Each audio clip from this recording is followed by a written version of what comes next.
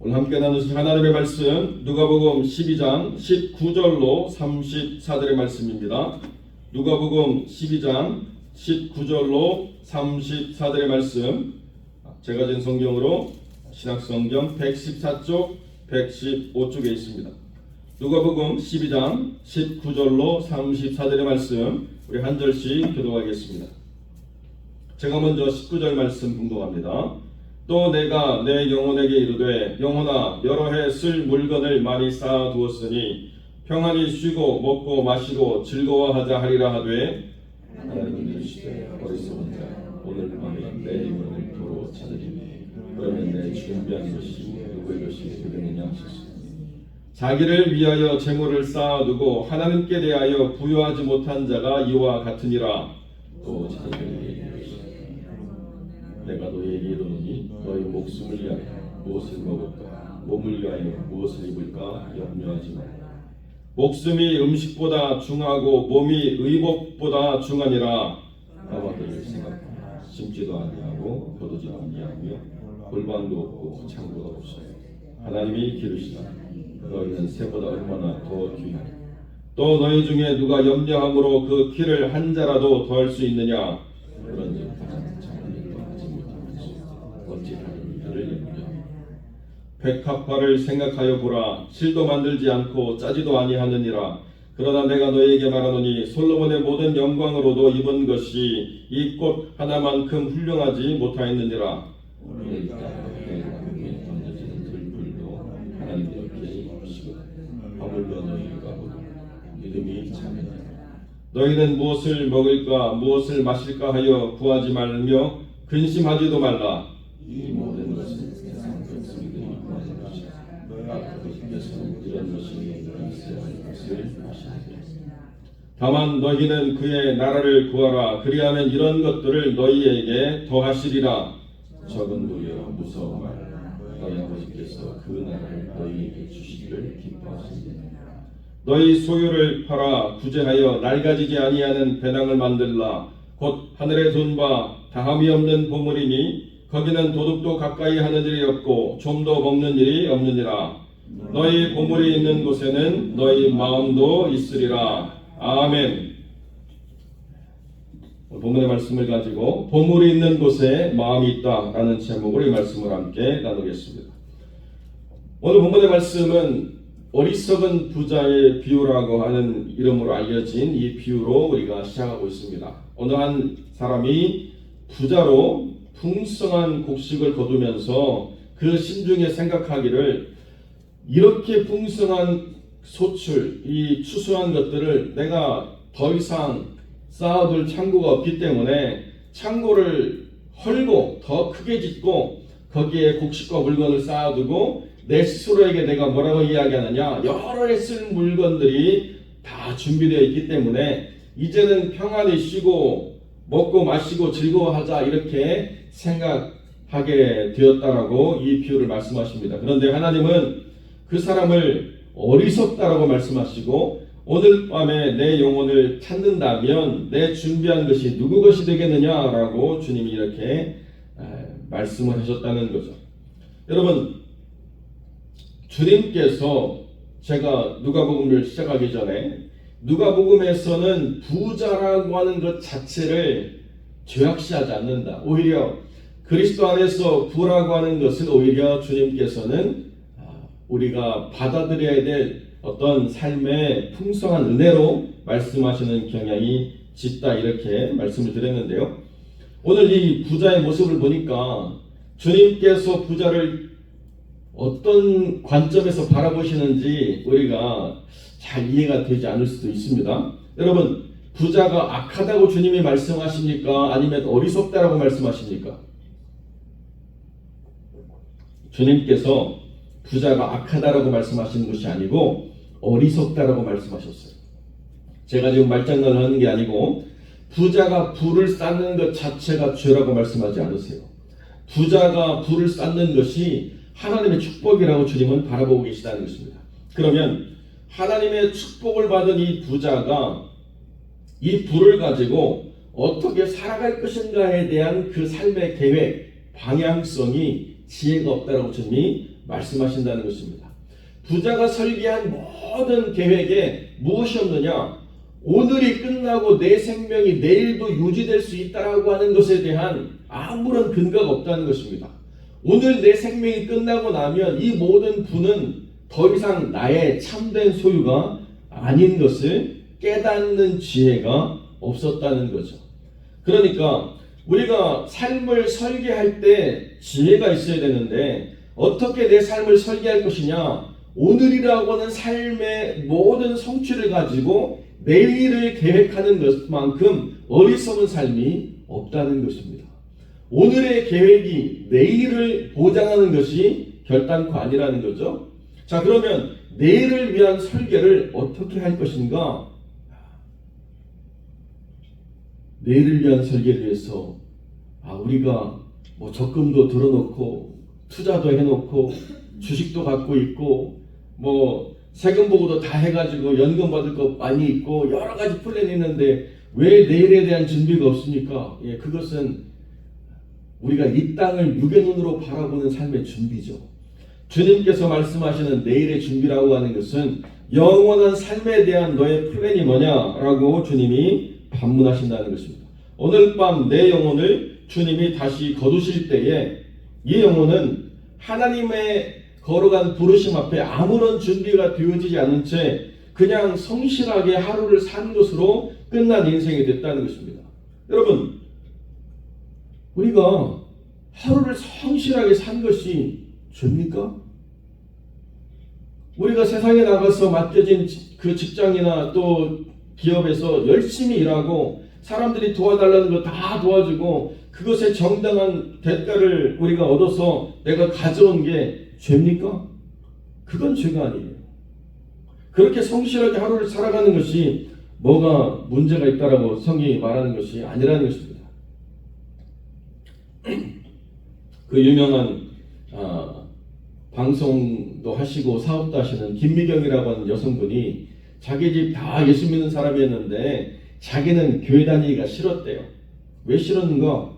내가 그렇게 누구보다도 열심히 살고 내가 누구보다도 정말 성실하게 살아가고 있는데 갔더니 나보고 죄인이라고 이야기하고 나보고 회개하라고 이야기해서 너무 기분이 나빠가지고 자기는 교회 다닐 생각이 없게 되었다 이렇게 이야기하더라고요.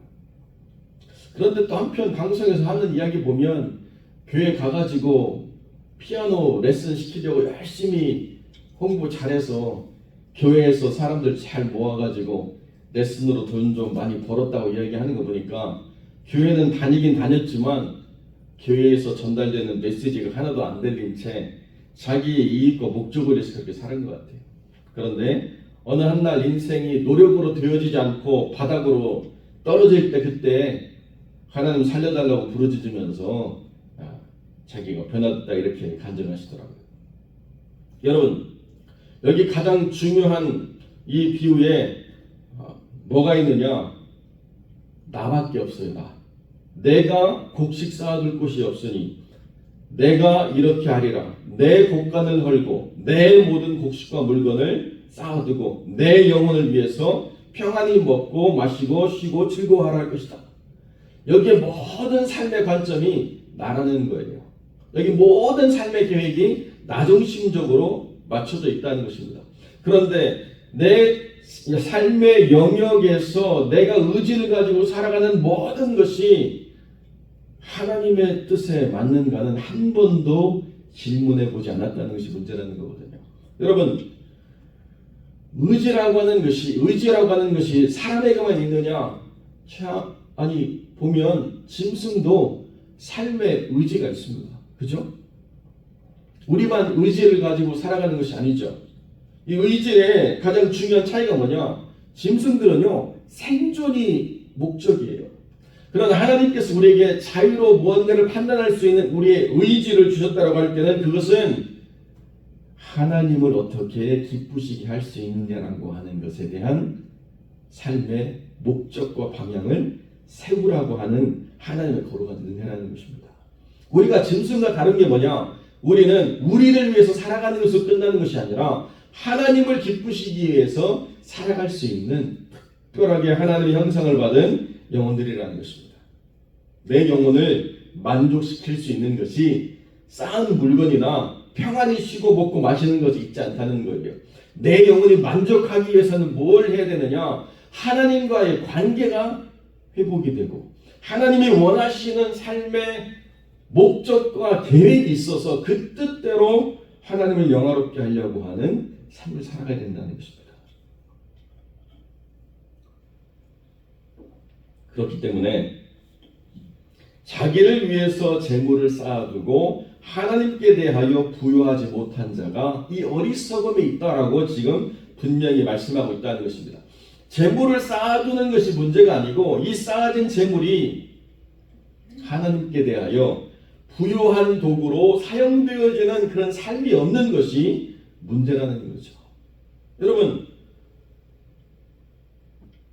제가 지난번에 총회에 갔다 왔더니 제 이름이 그 총회 참석자들 명단에 있어가지고 생면부지 선교사님이 저한테 카톡을 보내시고 현지의 필요를 말씀해 주시고 기도 요청을 하시는데요. 얼마나 민망한지 모르겠어요. 그런 분들이 이렇게 요청하면 적어도 총회에 참석하는 목사 정도 되면 지원을 좀 받을 수 있겠다 이렇게 생각하셔서 관계를 맺으시려고 하는 것 같은데 저는 그냥 잘하고 계시다고 기도하겠다고 밖에 못하고 있으니까 참 아쉽더라고요. 저에게 개인적인 물질이 있다고 한다면 그분들이 손 내밀 때 그 빈손을 잡아주고 싶은 마음이 참 많이 있는데 되어지지 않는 안타까움이 있죠. 여러분, 그때를 위해서 우리가 물질을 가져갈 수 있다고 한다면 얼마나 멋지고 아름다운 것이겠습니까? 그런데 우리가 염려와 근심으로 계획을 많이 세우지만 그 염려와 근심을 본질적으로 해결하실 수 있는 하나님을 우리가 붙잡고 하나님 안에서 우리의 삶을 어떻게 살아갈 것인가를 묻지 않는 그 어리석음을 우리가 빨리 떨쳐버리는 것이 그것이 제자들의 삶이라는 것입니다. 주님이 제자들에게 뭐라고 말씀하셨느냐? 너희 목숨 먹을 거 입을 거 염려하는 것으로 어떤 플랜을 세운다라고 해서 너희 목숨이 유지되는 것이 아니다. 하나님께서는 그 플랜이 없는 까마귀나 백합화도 하나님께서 먹이시고 입히신다. 우리는 하나님의 영광을 위해서 무엇을 할 것인가를 고민하는 삶의 우선순위를 세울 때 비로소 그것이 먹고 입고 눕고 마시는 것의 모든 것보다 우선할 때 비로소 우리가 우리의 삶의 모든 염려와 근심을 내려놓고 살 수 있다라고 성경이 우리에게 말씀하고 있다는 것입니다. 나를 중심으로 플랜을 짜고 나를 중심으로 설계하고 나를 중심으로 모든 걸 했더니 내가 얼마나 연약하고 내가 얼마나 준비가 안 돼 있고 내가 얼마나 부족한가를 생각해가지고 끌어모으고 쥐어잡고 쌓아놓고 안 주고 하는 모든 일들을 우리가 버리면서 우리의 연약함 때문에 이런 일이 일어났다라고 그 모든 것들을 우리가 이야기하게 된다는 것입니다. 주님께서는 우리의 연약함의 본질적인 약함을 다 해결해 주시는 분이 아닙니다. 여러분, 믿음이 있어도요 삶에 고민이 있습니다. 믿음이 있어도요 참 어렵고 힘든 순간들이 있습니다. 여러분, 사르밧 과부가 그거 먹고 죽으려고 했는데요 엘리야가 가서 그거 달래요. 여러분, 참 만약에 하나님이 저한테 그렇게 말씀하셨으면 저 못했을 것 같아요. 염치가 있지. 하나님의 사람이 먹고 죽을 그 반죽 나달라고 나 먼저 달라고 이야기할 수가 있는가. 그런데요 체면도 생각도 내 눈에 보이는 모든 상황 인식도 아무런 의미가 없다는 것을 주님이 보여줍니다. 하나님의 것을 먼저 채우는 자에게 주는 복을 누리도록 엘리야가 먼저 먹었다는 거예요. 야, 이게 정말 이렇게까지 하나님의 우선순위를 세우시는가? 예, 때로는 그럴 때가 있어요. 늘 그런 건 아닙니다. 그러나 때로는 하나님께서 내가 뭐 쓰려고 다 해놨는데 하나님이 그거 쓰지 말고 하나님 나라를 위해서 써라 이렇게 말씀하실 때가 있습니다. 나는 플랜을 짜가지고 뭐 개를 들고 막 적금을 만들고 온 것도 다 해가지고 내가 이번에 이렇게 딱 하려고 플랜을 짰는데요. 그거 딱 하는 날 하나님이 갑자기 나 이거 하나님께 드려야 되는데 생각을 주셔가지고 그것 가지고 하나님 생각이라는 건 아니까 거절을 못하겠고 드리면서도 신경질이 나가지고 막 그렇게 드렸는데 나중에 그것이 큰 복으로 나에게 오는 것을 경험하는 사람들을 여러분 깨닫는 분들은 아신다는 거예요.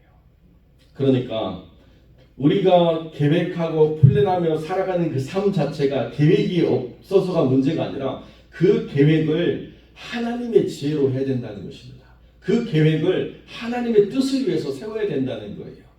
우리는 하나님을 기쁘시게 하기 위한 계획과 삶의 목적을 가지고 갈 때 하나님이 그 뜻대로 우리의 삶을 인도하시면서 우리의 삶을 수정하시고 우리의 계획을 바꾸셔서 하나님 안에 우리가 세웠던 아무리 선하고 아름다운 뜻이라 할지라도 하나님이 모든 것을 깨닫게 하심으로 그것들을 수정해 나가면서 우리의 삶이 철저한 하나님의 계획과 인도하심 가운데 살아가도록 하는 것이 하나님의 뜻이라는 것입니다. 그러니까 어리석게 무슨 무소유를 주장하거나 뭐 사회 환원을 해야 된다라고 하는 이런 이야기들이요. 겉으로 보기에는 아름답고 정당한 것 같지만 무식한 소리라는 거예요. 지혜 없는 소리라는 것입니다. 하나님은 갖지 말라고 말씀하시는 게 아니고 하나님을 영화롭게 하기 위한 삶의 목적과 계획을 하나님의 지혜로 바르게 세우라고 이야기하신다는 것입니다. 분당 우리 교회 이찬수 목사님이 드림센터라는 것을 사회에 환원한다고 10년 전쯤에 말씀하셔가지고 모든 사람들이 야 정말 멋있다라고 이야기했습니다. 그런데 여러분 왜 하나님의 것을 사회에 환원해야 됩니까? 예? 그 사회가 하나님의 것을 하나님의 뜻대로 사용할 수 있는 지혜가 있나요?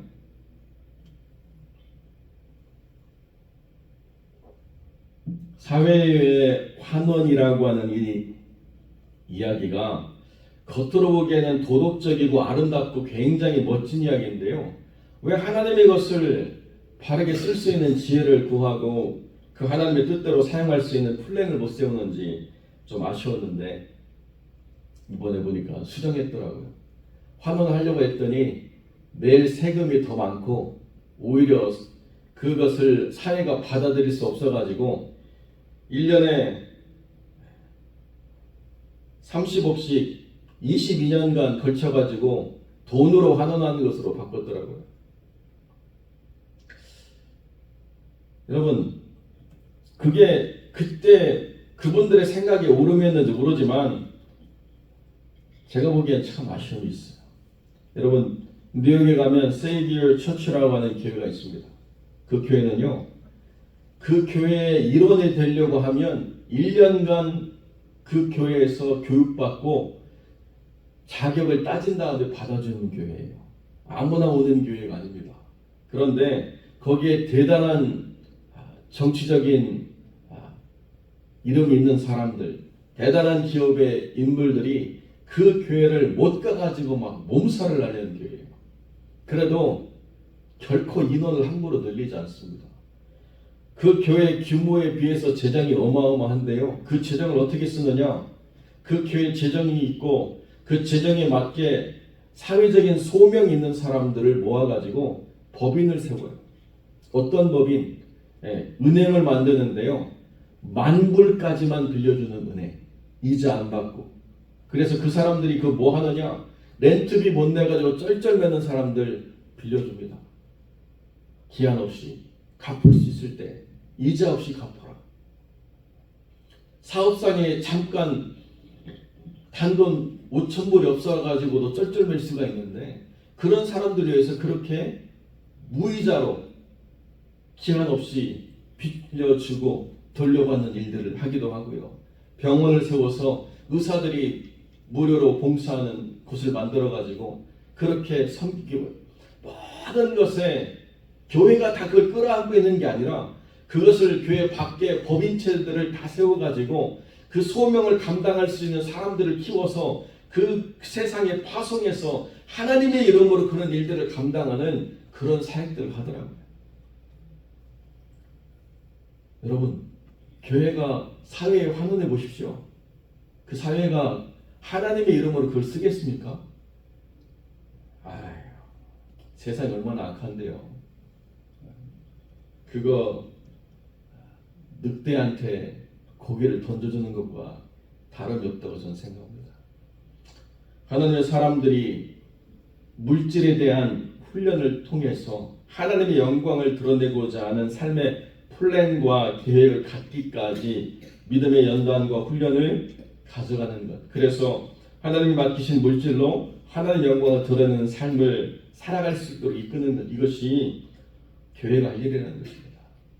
감당 못할 사람들에게 돌려주는 것이 답이 아니라 하나님의 영광을 위해서, 하나님이 우리를 이끄시는 삶의 가치를 위해서 우리가 드러내는 것, 이것이 하나님의 나라를 구하는 사람들의 실적인 것이라는 거죠. 여러분, 그러니까 주님이 어떻게까지 적극적으로 말씀하셨느냐? 소유를 팔아서 구제함으로 낡아지지 않는 배낭을 만들라고 주님 말씀하시고요. 이것이 하늘에 둔 바 다함이 없는 보물이다.